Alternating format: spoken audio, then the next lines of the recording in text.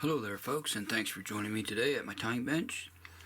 I'm tying up a few wet flies right now, and one that I like to have a few in my box is the Adams wet fly. We all know how well the dry fly version works, so I always like to have a few of the wet fly version in my box as well.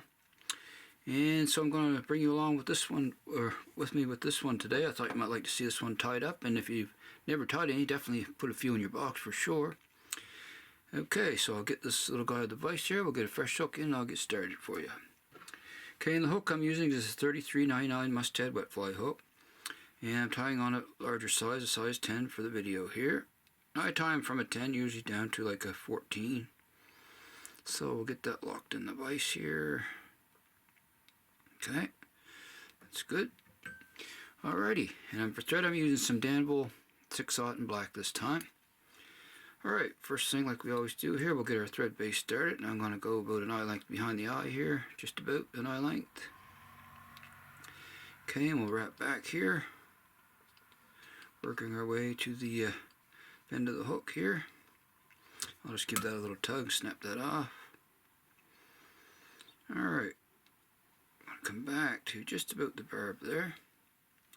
Alrighty, now for the tail I'm just using, like you did on the original dry fly, some brown and grizzly hackle fibers, but I'm using two. The way I like to do this on these, I'll take a grizzly and a brown and place them side by side, and that way when you pull the hackles off for your tail, you'll get your brown and grizzly at the same time already mixed for you. It's just easier than trying to do it one at a time to mix them in your fingers. Just makes things a little easier that way. So I'm going to pull a few off here for a tail. Alrighty. Okay, that looks pretty good. I don't want too thick of a tail on it, but I want a half decent tail on that guy. Alright, I want that to be about the length of the hook shank, of course, so we'll come back. And I'll come up around here, tie it on with a pinch wrap. Come down again between my fingers. I want to check it for length. That looks pretty good where it is, so I'm going to come back. Just a couple more wraps. I'm going to hold up on the tail so that way it keeps it on top. And I'll go forward again. Stop right there. And there's our tail.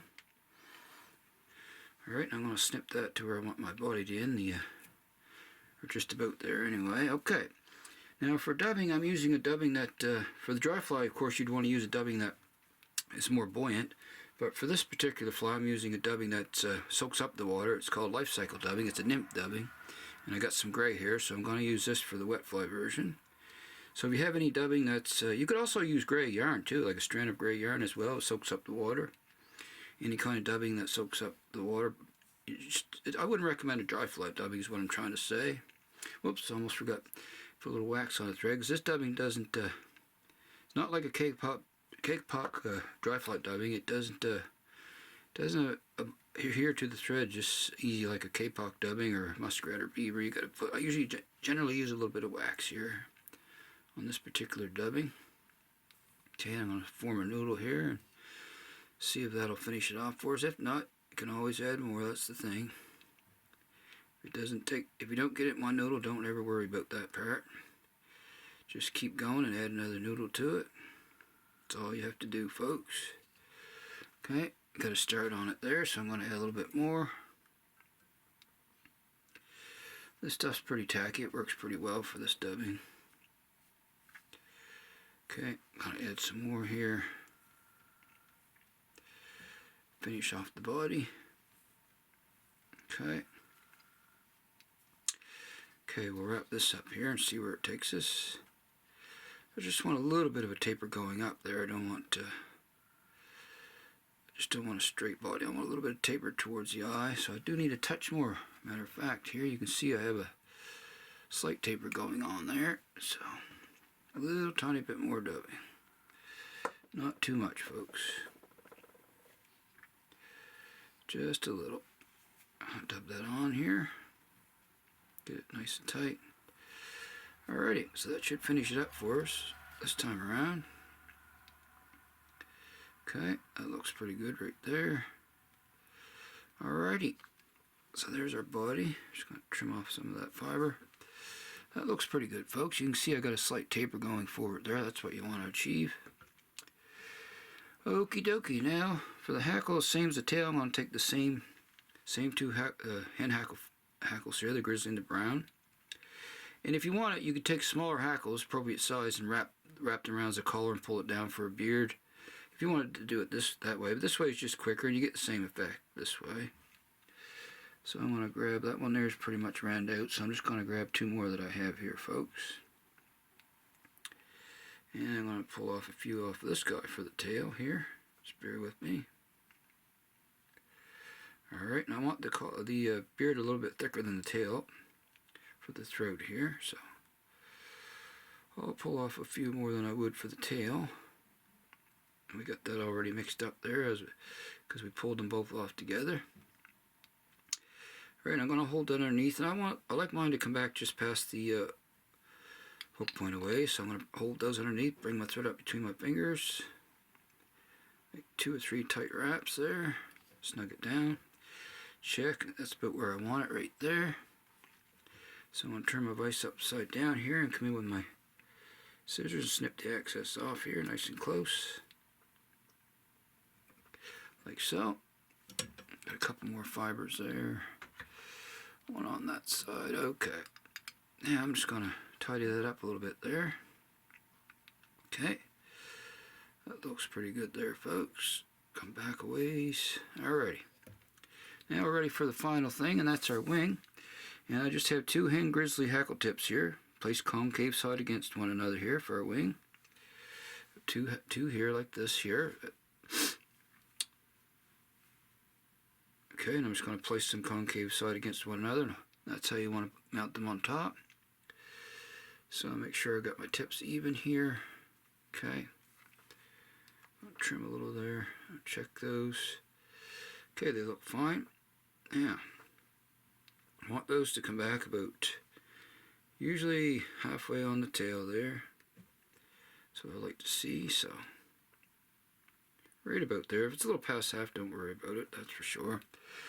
Okay, we're going to come up with a pinch wrap here between my fingers, pull down tight. Then I'm going to come up, pull up as I come up, then back down one more time. Keep my fingers holding my wings there. Then I'm going to make 2 or 3 wraps forward onto those stems of the hackle tips, and we'll check, see what we got going on here. That looks good, folks. It's right on top, centered. That's where you want it.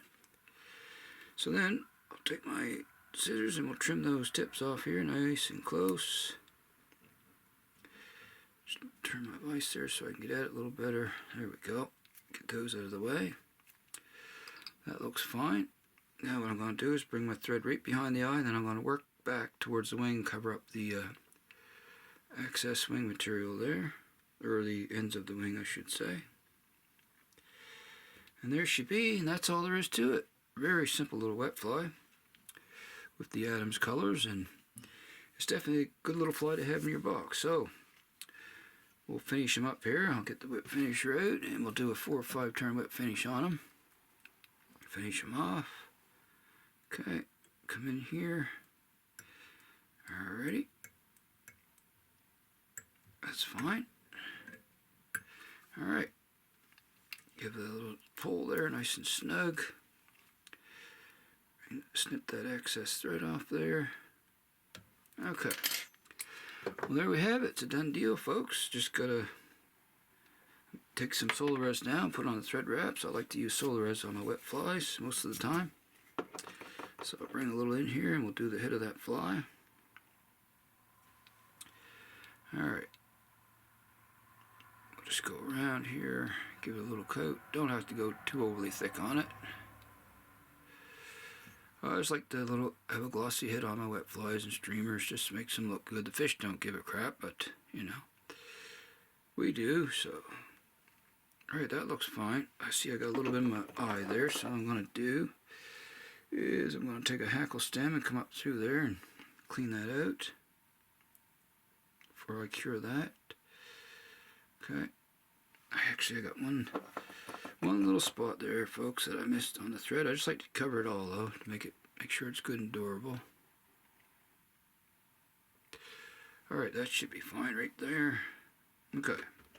Looks good to me. I don't want to overdo it, that's for sure. Okie dokie.